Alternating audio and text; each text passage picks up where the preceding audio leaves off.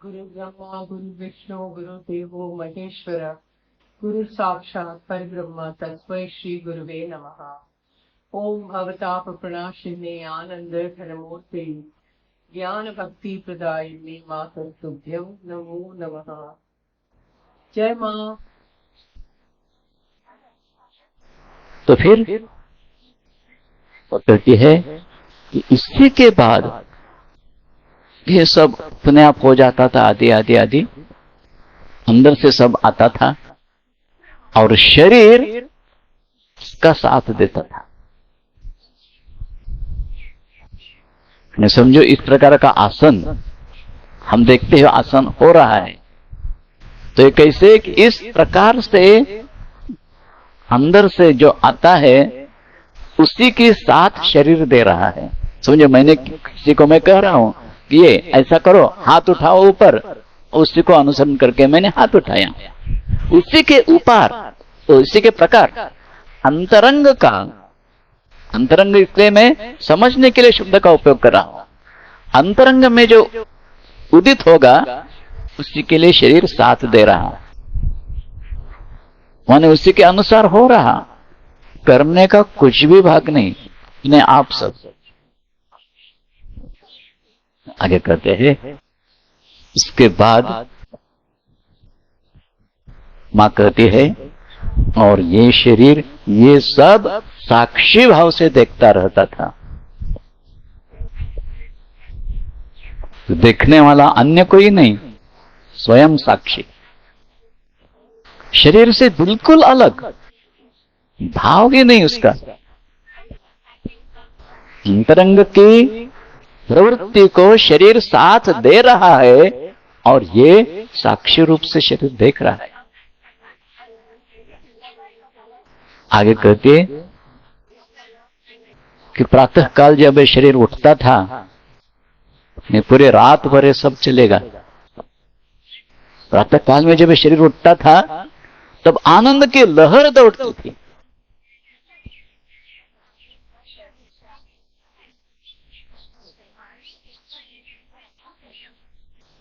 आनंद की लहर शब्द का उपयोग है।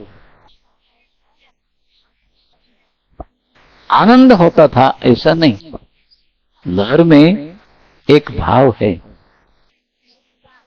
एक के बाद दूसरी, दूसरी के बाद तीसरी, तीसरी के बाद चौथी, लहरें ही उठती रहती है। इस प्रकार आनंद का ये भाव उछल कर आता था, आया फिर आया, फिर आया, फिर आया। ये जब हो रहा था तब कहते बाद में ये शब्द भी ध्यान देने लायक है।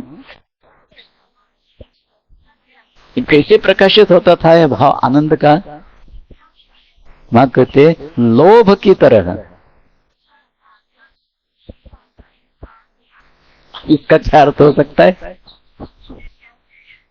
यह सब ऊपर की बातें, यहां तक साक्षी भाव से शरीर देखता था और आनंद की लहरें उत्पन्न हो जाती थी। इसकी अनुभूति किसको है ही नहीं, इसीलिए सिर्फ अपने अपने कल्पना के अनुसार इसके सौने को ही जान सकता है। तो हमारे साथ संबंध दिखा रही है, तुम्हें भी अनुभूति है इसकी। कैसी? तुम्हारे अंदर लोभ जागृत होता है या नहीं? हाँ, जरूर होता है, बस उसी के अनुसार। लोभ उस बात का ही होता है जिसके प्रति हमारा अत्यंतिक आकर्षण है और उसका अभाव है हम में, और वो अभाव पूर्ति के लिए हम लालायित रहते हैं, उसे लोभ कहते हैं। वो तो उदित होता ही है हमारे मन में। कहां से आता है ये मन में जो लोभ आता है? कहां से आता है? हमारे मन में ही आता है ना, तो हमें मालूम होना ही चाहिए कहां से आता है लोभ। ऐसा तो नहीं कि इधर से पंछी आ गया इधर बैठ गया, उस प्रकार लोभ आ गया और हमारे अंदर घुस गया, ऐसा होता ही नहीं। अंदर से उत्पन्न होता है। अंदर से माने कहां से? सिर्फ विचार के स्थान में नहीं लोभ उत्पन्न होता है। लोभ शब्द का इसलिए ही उपयोग करते हैं मां। ये लोभ जो है हमारे जो उत्पन्न होता है तब मां जिसे अन्य किसी संदर्भ में जी जान से कहते, जो करूंगी जी जान से करूंगी। हम भी लोभ करते, जी जान से करते, ध्यान में रखना। लोभ, सिर्फ लोभ का उल्लेख मां करती है, लेकिन लोभ, क्रोध, मद, मत्सर सब हम जी जान से करते हैं। अगर कैसे उत्पन्न होता है हम में, अगर देखेंगे ना तो खूब हुए लगेगा। पूरे शरीर से आता है ये, सिर्फ दिमाग में नहीं। बड़ा क्रोध आ गया, आंखें कैसी हो जाएगी, ओठ फड़फड़ाने लगेंगे, हाथ कैसे होंगे, मुद्रा कैसी होगी, पांव कैसे पटकने लगेगा। पूरे शरीर से अभिव्यक्ति। इसीलिए पूरा शरीर जहां इकट्ठा है वहीं से इसकी उत्पत्ति होनी चाहिए। वो स्थान नाभि है, पूरा शरीर वही इकट्ठा है। तो इस दृष्टि से आगे कहती है कि भोलानाथ इसमें कभी भी बाधा नहीं देते थे। ये भी एक लक्षणीय बात है। देखते रहते थे।